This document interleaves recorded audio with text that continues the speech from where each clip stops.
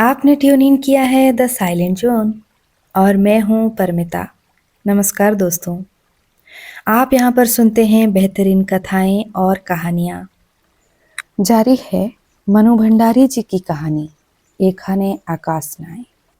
उद्घाटन समारोह ठीक होने पर लेखा लौटी तो वो बेहद थक गई थी।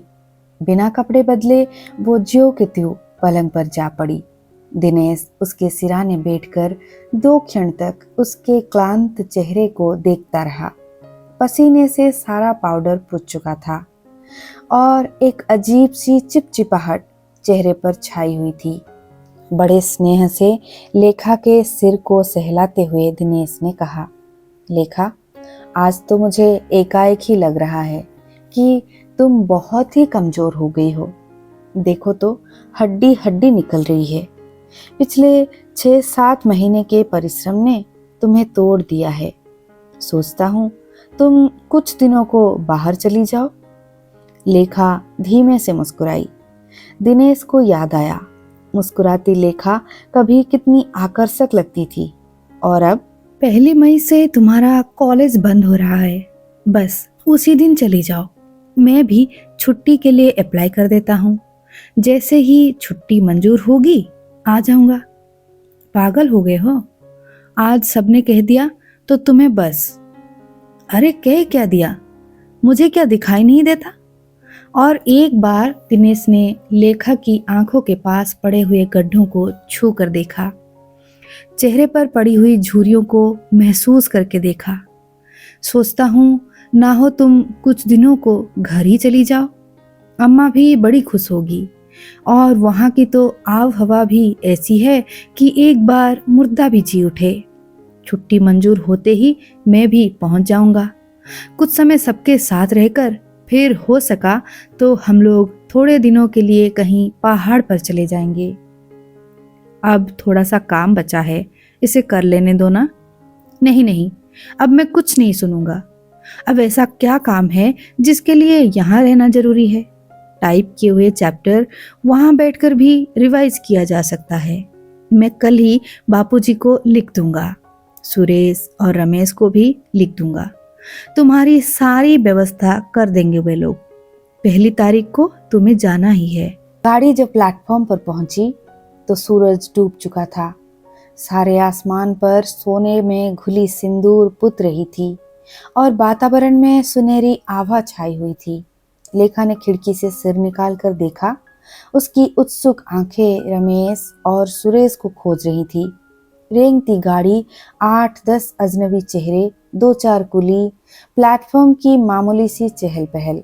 गाड़ी ठहरने के बाद भी लेखा कुछ देर तक खिड़की में से ही झांक कर देखती रही, पर किसी भी परिचित को न देखकर उसने स्वयं कुली को बुलाकर सामान उतरवाया। लेखा को लिए हुए तांगा चरमर चरमर करता खेत खलिहानों से गुजर रहा था। ऊपर दूर दूर तक फैला नीला चमकीला आसमान और नीचे हरे भरे मैदान, पेड़ों के झुरमुट, छोटे छोटे पोखर, पोखरों में नहाते नंग धड़ंग बच्चे। कहीं ट्राम, बस, हल्ला गुल्ला, शोर शराबा नहीं। उसे गरियाहट चौराहे की याद हो आई। गति गति गति, वहां की अविराम गति को देखकर लेखा को कभी कभी चक्कर सा आने लगता है। उसने फिर चारों ओर देखा। मन को डुबो देने वाली शांति और क्लांत थके दिमाग को सहला देने वाले दृश्य। अमलतास और गुलमोहर के पेड़ों की फूलों से लदी टहनियां तांगे की छत को छू छू कर लेखा की आगवानी कर रही थी। चाची आ गई, चाची आ गई के शोर में ही लेखा घुसी। सिर पर पल्ला ओढ़ते हुए उसने अम्मा और भाभी के पैर छुए। बहू, तुम्हारा तो तार कोई 2 बजे मिला, पर ना घर में सुरेश ना रमेश। मैं तो इन निगुड़ों के मारे ऐसी परेशान हूँ कि क्या बताऊं। साड़ी के पल्ले से ही हाथ पोंछते हुई गौरा रसोई से निकली। नमस्ते भाभी। लेखा ने बड़े दुलार से गौरा की पीठ पर हाथ फेरा, पर उसे लगा जैसे गौरा पहले से कहीं बहुत बदल गई है। चेहरे पर ना वो चमक है ना कांति। रूखे बिखरे केस, मटमैली सी साड़ी और कांतिहीन चेहरा। तुम्हें तकलीफ तो नहीं हुई बहू? तुम्हारे बापूजी सुनेंगे तो दोनों की हड्डी पसली एक कर देंगे। नहीं अम्मा, तकलीफ कैसी, सीधा तो रास्ता है। यही तो तुम पढ़ी लिखियों का आराम है। हम जैसी हो तो वहीं टेसवे बहाने लगे। लल्ला बिट्टू ने मिल मिल कर सामान भीतर रख दिया। गौरा ने चूल्हे पर से दाल उतार कर चाय का पानी चढ़ा दिया। लेखा सबके स्वागत और स्नेह को सिराखों पर झेलती आंगन में बिछी खाट पर बैठ गई। आंगन के किनारे किनारे पेड़ लगे थे और उनकी टहनियां हिल हिल कर पंखा झल रही थी। गर्मी या ऊष्म का कहीं नाम तक नहीं था। भैया की छुट्टी कब तक मंजूर होगी बहू? अम्मा ने पूछा। दरख्वास्त तो दे दी है, देखिए कब मिलती है।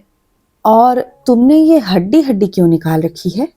2 जनों का तुम्हारा परिवार, ऐसा क्या काम रहता है तुम्हें भला जो यूं बुढ़ापा आ गया? देखो तो क्या सूरत बना रखी है।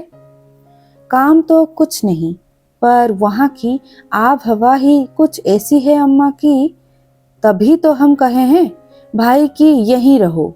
बात को बीच में ही काट कर अम्मा बोली, क्या फायदा तुम्हारी कमाई का? यहाँ जो रूखा सूखा मिले सो ही खाओ। दोनों जने कमाते हैं और सूरत तो देखो, जैसे 6 महीने से रोटी न मिली हो। भैया को देखो, वे तो आधे रह गए। यहाँ का तो पानी भी दूध की तरह गुणकारी है।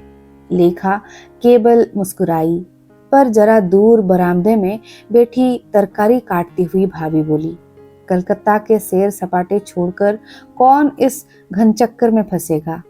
ये तो हमारे खोटे भाग हैं जो रात दिन कोलू के बेल की तरह पिसते रहते हैं। भाभी के स्वर की तलखी और आक्रोश से लेखा अबाक सी रह गई। उसने बड़े झिझकते हुए अम्मा के चेहरे की ओर देखा। तभी आंगन का पिछला दरवाजा खोलकर अपने साल भर के लड़के को गोदी में लटकाए हुए चाची ने प्रवेश किया। आ गई क्या बहू? लेखा ने चट से उठकर चाची के पैर छुए, पर घर से और लोगों के चेहरों पर आए उपेक्षा भाव ने स्पष्ट कर दिया कि उनका आना वहां किसी को अच्छा नहीं लगा। आइए बैठिए चाची जी, थोड़ा साहस करके लेखा ने आग्रह किया। चाची और अम्मा के झगड़े की बात उसे मालूम थी, फिर भी मैं तो सिर्फ तुम्हें देखने चली आई थी। भैया ने तो मुझे कभी पराया नहीं समझा। खा पी लो, तुम भी कुछ देर को उधर आना। और वे वैसे ही लौट पड़ी। जब तक दरवाजा बंद नहीं हो गया, अम्मा की कुपित दृष्टि उनका पीछा करती रही। घर के सब लोग लेखा के सामान के चारों ओर मंडरा रहे थे। उसने उठकर बक्सा खोला। वो सभी के लिए कुछ न कुछ लाई थी। अम्मा, भाभी, चाची और गौरा के लिए साड़ियाँ, बच्चों के लिए खिलौने, सुरेश और रमेश के लिए पेन। चाची वाली साड़ी अम्मा ने अपनी ओर सरकाकर कहा, कोई जरूरत नहीं है उसे देने की। पहले ही मेरा तो सारा घर खाए बैठी है चुड़ैल, मुकदमेबाजी कर रही है, मरी उस तहसीलदार के साथ मिलकर। ऐसे लक्षण है तभी तो छोड़ रखा है खसम ने। मैं तो कहूँ लाख रुपए के हैं लाला जी, पर चुड़ैल ने उनकी जिंदगी हराम कर दी। हार कर उन्हें भी दूसरी कर ली। इत्ते पर चैन थोड़े हैं निगोड़ी को, यहाँ बैठी बैठी मूंग दल रही है। अरे भाभी आप? आंखों में विस्मय और होठों पर हंसी लपेटे सुरेश ने घर में घुसते हुए कहा, न कोई खबर न सूचना। तुम घर में रहो तो खबर भी मिले। अम्मा बिगड़ी और हाथ नचाते हुए बोली, मैं पूछूं कि घर वालों ने तुम्हारा कर्जा खाया है जो दोनों जून रोटियों के मेस वसूलने आ जाते हो? सवेरे के निकले निकले लाट साहब अब चले आ रहे हैं। भाभी के सामने यूं छोटे बच्चों की तरह छिड़का जाना सुरेश को कुछ असह्य सा जान पड़ा। झल्ला कर बोला, कॉलेज गया था और क्या, मुझे क्या मालूम कि भाभी आ रही हैं। 7 बजे तक कॉलेज में बैठा था। अरे पढ़ी लिखी नहीं हूं तो क्या नीरा उल्लू ही समझ रखा है तूने? साड़ियों को बगल में दबाकर उठती हुई अम्मा बोली, लाइब्रेरी गया था। इस घर में पढ़ने की कहीं जगह भी है जो आऊं? सारे दिन तो किच किच मची रहती है। महल चिना ले अपने लिए, लाट साहब ही बने जा रहे हैं। बड़बड़ाती अम्मा भीतर चली गई। गौरा चाय बना लाई और प्याला लेखा के सामने बढ़ा दिया। सबके बीच बैठकर यूं अकेले चाय पीते हुए लेखा को बड़ा अजीब सा लग रहा था। यूं वो इस घर की बहू है, पर पढ़ी लिखी है, कमाती है और कुछ ऐसे भिन्न वातावरण से आई है कि उसके साथ यहाँ शुरू से ही विशेष सम्मानित अतिथि का सा व्यवहार होता है। आप भी चाय पीजिए सुरेश भैया, प्याला उसकी ओर बढ़ाते हुए लेखा ने कहा। लौटती हुई अम्मा की ओर उपेक्षा भाव से देख उसने कहा, नहीं भाभी, और वो धड़ाधड़ सीढ़ियां चढ़ गया। लेखा ने चाय का प्याला मुंह से लगाया तो सारे दिन के थके हारे दिनेश का कुमलाया सा चेहरा उसके आगे घूम गया। उसे याद आया, कभी वो रात में देर तक जागती तो दिनेश खुद उसके लिए कॉफी बना लाता था। वो कितनी नाराज होती थी, फिर भी जाने क्यों उसके मुंह का स्वाद ही बिगड़ गया। नहा धोकर गीले बालों की एक ढीली सी चोटी बांध लेखा नीचे उतरी तो भाभी और गौरा रोटियां सेक रही थी और अम्मा बच्चों को खाना परोस रही थी। तुम्हारे बाबूजी आ गए, मिल लो, अम्मा ने कहा। तो जाने क्यों लेखा को लगा जैसे यहाँ अभी अभी कुछ कहासुनी हो चुकी है। रसोई में कुछ धुआं भी था और कुछ तनाव भी। लेखा ने चुपचाप जाकर पैर छुए और आशीर्वाद का सेहरा ओढ़ती हुई फिर रसोई में लौट आई। आप उठिए भाभी, मैं रोटी बेल देती हूँ। रहने दो बाबा, 2 दिन आराम करके आदत नहीं बिगाड़नी है। तुम बाहर हवा में बैठो, तुम्हें तो आदत भी नहीं होगी। लेखा से जवाब देते नहीं बना। उसने गौरा से कहा, तुम उठो गौरा। नहीं भाभी, धुएं से जलती आंखों को आंचल से रगड़ते हुए गौरा ने कहा। भाभी की इनकारी में जितनी तिक्तता थी, गौरा की इनकारी में उतनी ही नम्रता। खाना पीना समाप्त हुआ तो लेखा छत पर चली गई। ऊपर के कमरे में ही उसका सामान रखवाया गया था। सुरेश और रमेश वहीं पढ़ते भी थे। छत के मुंडेर पर खड़ी होकर उसने देखा, चारों ओर खुले मैदान फैले पड़े हैं। दूर दूर बने हुए मकानों की मंद मंद बत्तियां टिमटिमा रही थी। ऊपर स्वच्छ नीले आकाश में तारे झिलमिला रहे थे। गुलमोहर की टहनियां छत की मुंडेर को ढकती हुई छत पर आ गई थी और चारों ओर फूल और पत्तियां बिखरी पड़ी थी। ठंडी महकती बयार हौले हौले चल रही थी।